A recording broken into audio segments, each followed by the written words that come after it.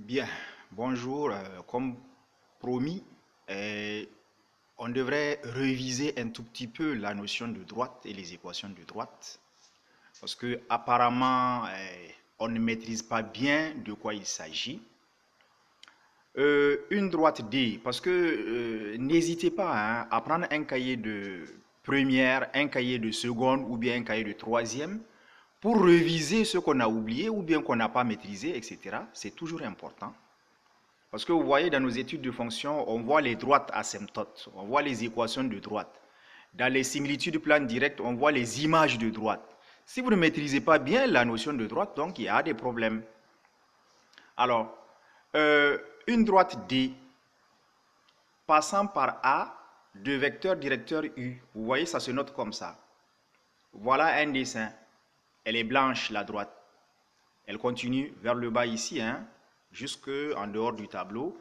Elle continue vers le haut, jusqu'au plafond si vous voulez. C'est ça une droite, hein, elle est infinie, ce n'est pas un segment de droite. En rose, vous avez un vecteur directeur de coordonnées alpha, bêta. A, c'est le point jaune, c'est un point de la droite. Donc, c'est quoi cette droite D passant par A de vecteur directeur U? C'est un ensemble de points M de coordonnées x, y appartenant au plan P, tel que AM égale à T fois U ou bien K fois U, T qu'on appelle un paramètre. N'est-ce pas? Alors, à partir de AM égale T fois U, vous voyez, on dit que AM est collinéaire à U. Or, quand AM est collinéaire à U, deux vecteurs collinéaires depuis la troisième, ceux qui ont fait une bonne troisième, le déterminant doit être égal à 0 en dimension 2. Ou bien, alors, en faisant ce produit moins ce produit égal à 0, vous tombez sur une équation de la forme ax plus by plus c égale 0. Maintenant, je peux continuer en tirant la valeur de y. Vous allez avoir y égale à mx plus p. C'est bon.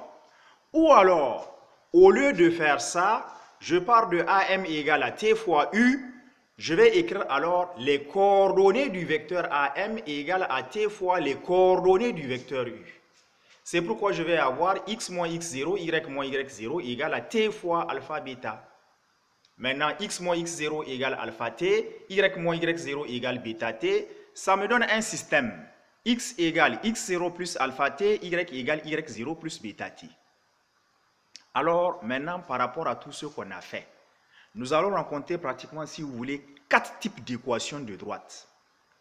Et AM égale T fois U, notre point de départ là, on peut l'appeler équation vectorielle de la droite D. Maintenant, en passant par le déterminant égal à 0, on tombe sur ce qu'on appelle l'équation cartésienne de la droite. Équation cartésienne.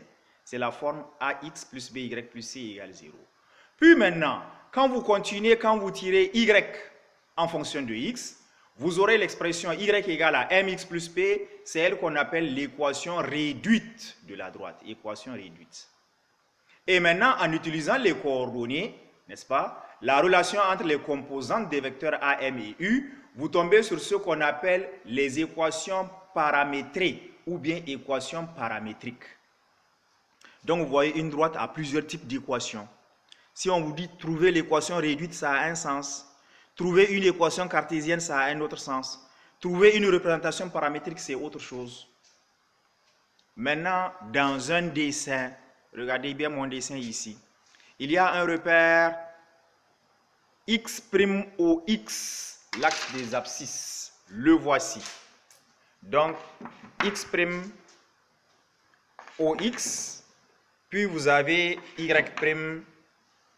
OY. Alors, le X'OX, c'est ce qu'on appelle l'axe des abscisses, et Y', l'axe des ordonnées.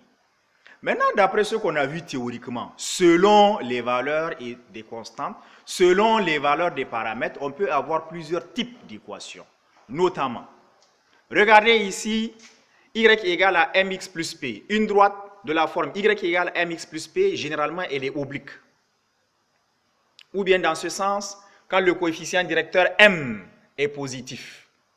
Ou bien elle est inclinée dans ce sens, quand le coefficient directeur m est négatif. Maintenant, y égale mx tout court. C'est-à-dire P égale 0.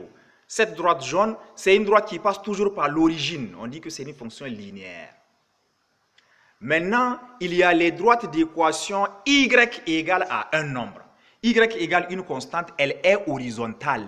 C'est par exemple celle-là qui est en bleu. Y égale à une constante, elle est toujours parallèle à l'axe des abscisses. Et justement, l'axe des abscisses, c'est ça notre problème d'hier, c'est la droite d'équation y égale à 0. La voici. Par contre, quand tu prends x égale à un nombre, elle est parallèle à l'axe des ordonnées, comme la droite rose ici. Et justement, quelle est l'équation de l'axe des ordonnées? L'axe des ordonnées a pour équation x égale à 0. Donc, vous voyez, l'axe des ordonnées, y', son équation, c'est x égale 0. L'axe des abscisses, x', son équation, c'est y égale à 0.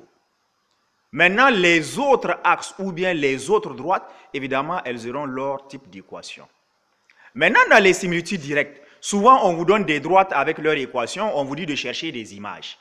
Maintenant, si on vous donne une question du genre, trouver l'image de l'axe des ordonnées ou bien l'axe des abscisses, il va falloir que vous connaissiez quelle est l'équation de l'axe des ordonnées ou bien quelle est l'équation de l'axe des abscisses.